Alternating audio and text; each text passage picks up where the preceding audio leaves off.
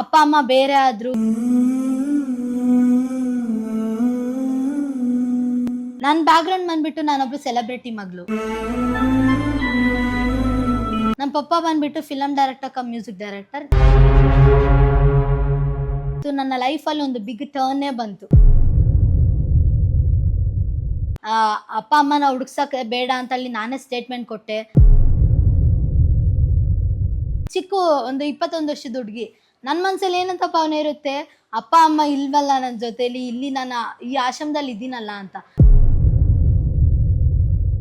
ಏನಂತ ಬರ್ತಿದ್ದೀರಾ? ಸೊ ತಿರ್ಗಾ ಬರ್ದಿರಾ? ಅದೇನಾ? ಅದೇ ಡ್ಯಾಡಿ. ಸರಿ. ಏನು ಬರ್ದಿದ್ದೀರಾ? ಯಾ, ಇಟ್ಸ್ ಒನ್ ಕವನ. ಓಕೆ, ನೀವೇ ಬರ್ದಿರೋದಾ? ಯಾ, ನಮ್ಮ ಡ್ಯಾಡಿಗೋಸ್ಕರ ನನ್ನದೊಂದು ಸ್ಮಾಲ್ ಡೆಡಿಕೇಶನ್. ಮಾತಿನಲ್ಲಿ ಮೌನ, ಮುಖದಲ್ಲಿ ನಗು, ಮನದಲ್ಲಿ ಸಾರ್ಥಕತೆ. ನೀವಿಲ್ಲದೆ ನಾನಿಲ್ಲ ನನ್ನ ಮುದ್ದು ಡ್ಯಾಡಿ. ಕಷ್ಟದಲ್ಲಿ ಧೈರ್ಯ, ನೋವಿನಲ್ಲಿ ಸಮಾಧಾನ, ದುಃಖದಲ್ಲಿ ಸಂತಸ. ನೀವಿಲ್ಲದೆ ನಾನಿಲ್ಲ ನನ್ನ ಮುದ್ದು ಡ್ಯಾಡಿ. ನೀವೇ ನನ್ನ ಪುಟ್ಟ ಜಗತ್ತು.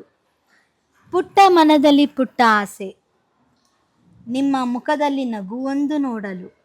ಮನದ ಸಂಧಿಯಲ್ಲೊಂದು ಬೇಡಿಕೆ ಮೂಡಿದೆ, ಅದು ಉಸಿರಿರುವವರೆಗೂ ಇಲ್ಲದಿರುವವರೆಗೂ ಎಲ್ಲ ನಿಮ್ಮ ಆಶೀರ್ವಾದ. ಓ ನನ್ನ ಮುದ್ದು ಡ್ಯಾಡಿ. ಅನದರ್ ಒನ್ ಕವನ. ಅದ್ಭುತ ಸಾಧಕ ನೀವು, ಸಾಧನೆಯ ಸ್ಫೂರ್ತಿಯು ನೀವು. ನಿಮ್ಮ ಸಾಧನೆಗೆ hats off. You are the real hero daddy. ಬೆಳೆ ಕಟ್ಟಲಾಗದ ಮರೆಯದ ಮಾಣಿಕ್ಯ ನೀವು. ಆ ದೇವಾದಿ ದೇವನೇ ಮೆಚ್ಚುವ ಗುಣ ನಿಮ್ಮದು. You are the real hero daddy. ಹೆಮ್ಮೆಯ ಚಪ್ಪಾಳೆಯ ಮಧ್ಯದಲ್ಲಿ ನೀವು, ಕಣ್ಣ ಕಂಬನಿ ಸಂತಸಕ್ಕೆ, ಮನದಲ್ಲಿ ಸಾರ್ಥಕತೆ. You are the real hero daddy. We are proud to see this real hero. Hats off. Thank you. ಏನು ಬರೀಬೇಕು ಅನ್ನಿಸ್ತು? ಅಂದರೆ ಮೋಟಿವ್ ಇರ್ತದೆ, ಇನ್ಸ್ಪಿರೇಷನ್ ಇರ್ತದಲ್ಲ, ಏನಕ್ಕೆ? ಸೊ ಏನಂತ ಹೇಳ್ತಾರೆ, ಈ ಕಾಲದಲ್ಲಿ ಒಂದು ಮನೆಯಲ್ಲಿ 4 ಜನ ಫ್ಯಾಮಿಲಿಯಲ್ಲಿ ನೋಡ್ಕೊಳ್ಳೋಕ್ಕೆ, ಇಬ್ಬರು ಮಕ್ಕಳು, ಇಬ್ಬರು ಅಪ್ಪ ಅಮ್ಮನ ನೋಡ್ಕೊಳ್ಳೋಕ್ಕೆ ಕಷ್ಟ. ಅಂಥದ್ರಲ್ಲಿ ಯಾವುದೋ ಒಂದು ಗೌರ್ಮೆಂಟ್ ಸಪೋರ್ಟ್ ಇಲ್ದೇ, ಯಾವುದೋ ಒಂದು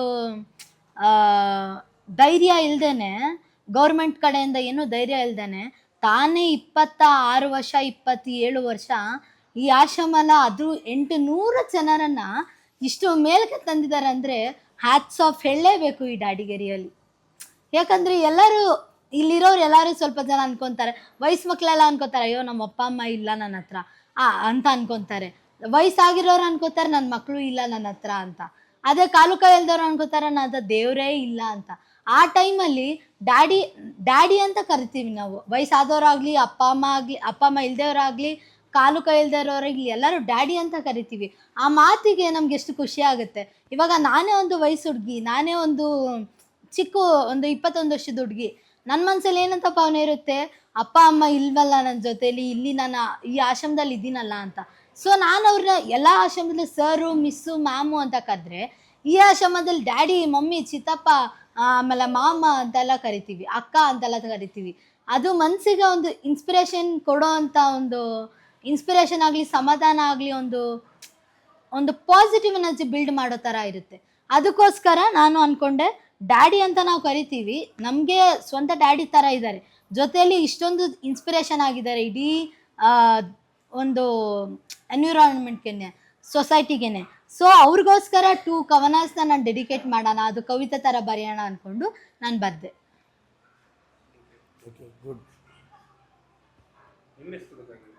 ನನ್ನ ಹೆಸರು ವಂದ್ಯಾ. ನಾನು ಆ್ಯಕ್ಚುಲಿ ಒಬ್ಬರು, ಹೇಗೆ ಹೇಳೋದು, ನನ್ನ ಬ್ಯಾಕ್ಗ್ರೌಂಡ್ ಬಂದುಬಿಟ್ಟು ನಾನೊಬ್ಬರು ಸೆಲೆಬ್ರಿಟಿ ಮಗಳು.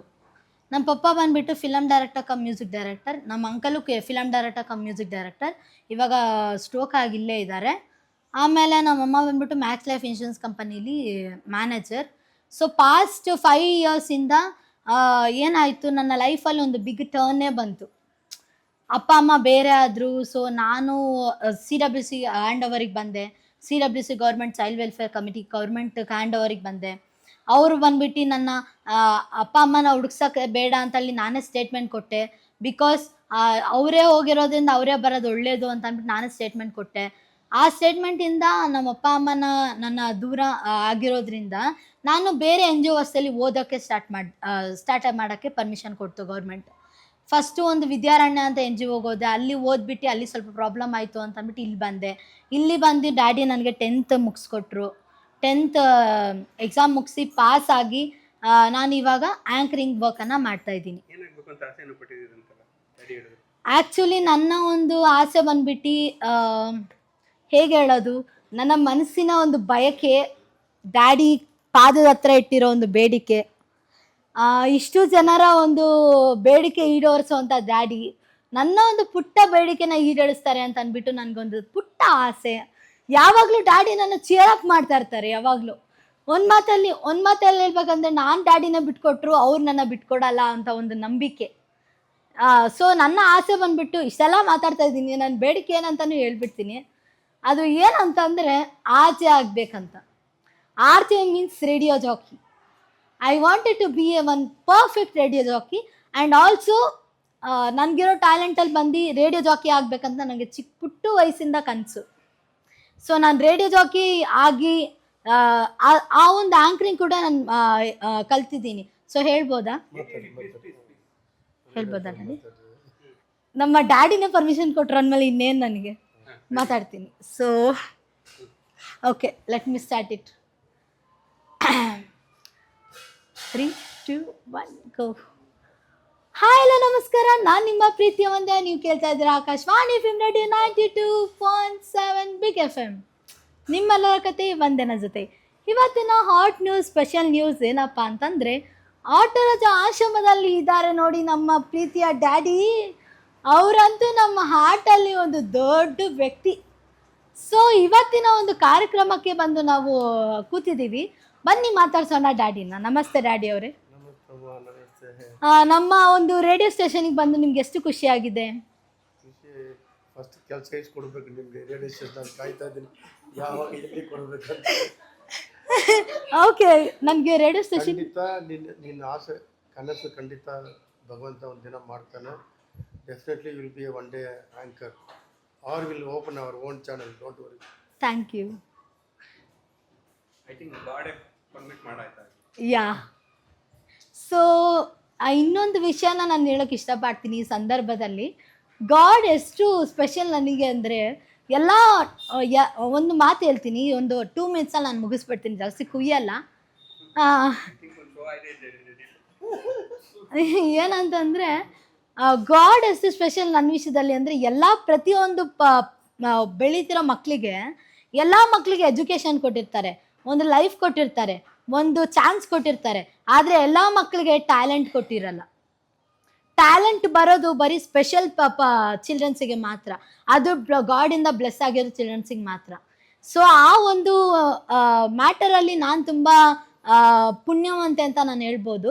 ಬಿಕಾಸ್ ನನಗಿರೋದು ಆ್ಯಂಕರಿಂಗ್ ಟ್ಯಾಲೆಂಟ್ ಒಂದೇ ಅಲ್ಲ, I am a multi talented girl. ನನಗಿರೋದು 4 ಟ್ಯಾಲೆಂಟ್ಸ್, ಬೇಸಿಕಲಿ 4 ಟ್ಯಾಲೆಂಟ್ಸ್ ಇದೆ ನನಗೆ. ಸೊ ಒಂದು ಸಿಂಗಲ್ ಟ್ಯಾಲೆಂಟಲ್ಲಿ ಮಲ್ಟಿ ಟ್ಯಾಲೆಂಟೆಡ್ ಗರ್ಲ್ ನಾನು. ಸೊ ನನ್ನ ಟ್ಯಾಲೆಂಟ್ಸ್ ಬಂದು ಫಸ್ಟ್ ಬಂದು ಆ್ಯಂಕರಿಂಗ್, ಸೆಕೆಂಡ್ ಬಂದು ಸಿಂಗಿಂಗ್, ಥರ್ಡ್ ಬಂದು ಆ್ಯಕ್ಟಿಂಗ್, ಫೋರ್ತ್ ಬಂದು ರೈಟಿಂಗ್, ಕವನ, ಕತೆ, ಕಾದಂಬರಿ, ಸೊ ಈ ಟ್ಯಾಲೆಂಟ್. ಸೊ ನನ್ನ ಒಂದು ಟ್ಯಾಲೆಂಟ್ಸ್, ಈ 4 ಟ್ಯಾಲೆಂಟ್ಸಲ್ಲೂ ಕೂಡ ನಾನು ಪರ್ಫಾರ್ಮ್ ಮಾಡೋಕ್ಕೆ ಇಷ್ಟಪಡ್ತೀನಿ.